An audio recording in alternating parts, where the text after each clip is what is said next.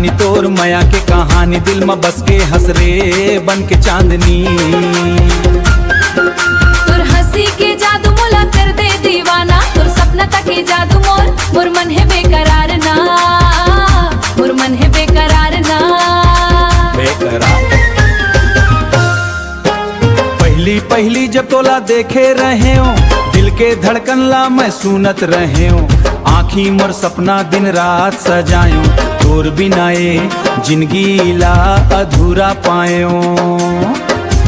गाँव के गली गली तोर चर्चा होथे, तोर नाम सुन के मोर मन मुस्काथे।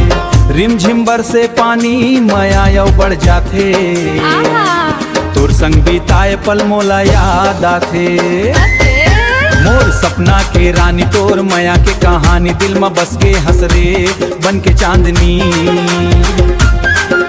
तोर हंसी के जादू मोला कर दे दीवाना, तोर सपना तक के जादू मोर मन है बेकरार ना, मोर मन है बेकरार ना।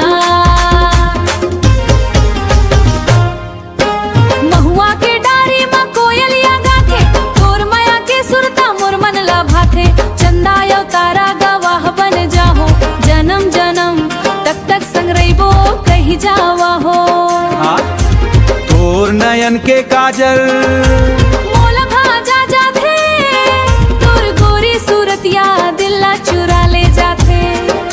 संग में तोर रहूं एही अरमाने, तोर बिना मोर जीवन नुसान है। आजा न सजनी मोर बाहों माया जा, माया के दीपक ला मिलके जला जा।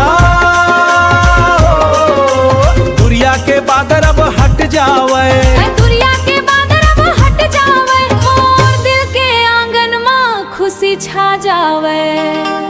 आजा न सजनी मोर सपना के रानी तोर माया के कहानी, दिल में बस के हंस रे बन के चांदनी। तोर हंसी के जादू मोला कर दे दीवाना, नदी के किनारा में सपना सजाबो, एक दूजे के संग जिंदगी बिताबो। फूल संग जिए बर मोर मन है बेकरार ना, फूल जैसन महके तोर बात रे सजनी। सूरज किरण के तोर संग का तोर हजनी, तोर संग किरण जैसन तोर चमके तोर हंसी।